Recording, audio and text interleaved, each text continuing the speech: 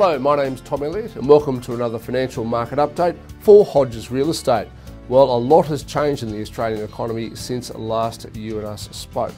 Now, one of the biggest things is that the price of iron ore has fallen quite dramatically. Now, it used to be that we never paid much attention to the price of iron ore here in Australia, but we do now. And this is because it, along with coal, is one of our biggest mineral exports, primarily to China, although we do send iron ore to places like South Korea and, of course, Japan.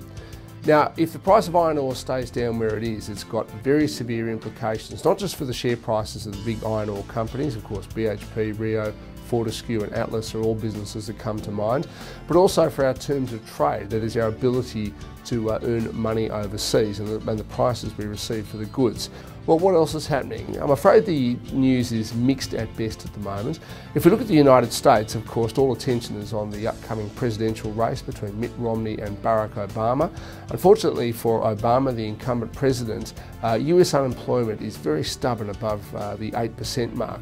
Even when unemployment has gone down, it's not so much because new jobs are being created, but more because more and more people are giving up the search for work. That's what we call a decline in the participation rate. We are on the verge of the US Federal Reserve announcing whether or not it will embark on a thing called QE3. No, it's not a ship, it's not the new Queen Elizabeth, it's quantitative easing number 3.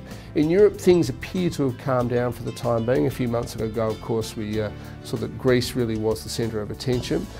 Many analysts, and myself included, think that ultimately Greece will still fall out of the euro, that its economy simply cannot become competitive again. What about here in Australia? I've mentioned iron ore prices and so forth. That's going to make life potentially a bit difficult if mineral resources and our exports stay down at the current somewhat depressed levels. The Reserve Bank here, I think, has still got its policy settings wrong. Interest rates in Australia are still far too high.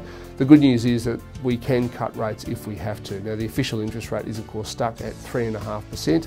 In about 2 weeks' time, just over 2 weeks in fact, the central bank will of course meet for its early October meeting, and I have a feeling this time they might cut rates again.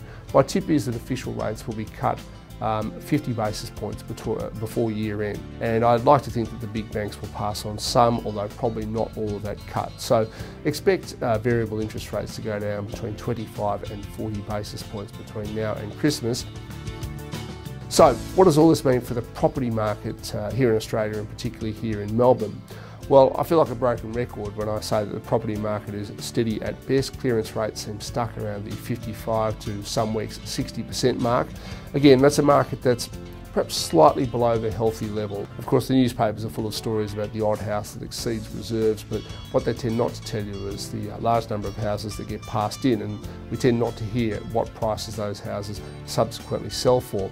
It goes without saying that if I'm correct and there's a cut in official interest rates of around about 0.5% between now and Christmas, that should act as a stimulus for the local property market. Against that though, and I've been speaking to some agents who say that this spring selling season will be big, and by big they mean there will be a lot of property offered for sale. So on one hand, if you're a buyer, it's pretty much good news. You're going to have probably cheaper interest rates and probably plenty of houses to choose from. However, if you're a seller, well, you have to get in the queue because lots of other people look like they could be trying to sell too. I'm Tom Elliot again. Thanks for watching. This has been another one of my financial market updates for Hodges Real Estate, and I look forward to your company again, same time next month.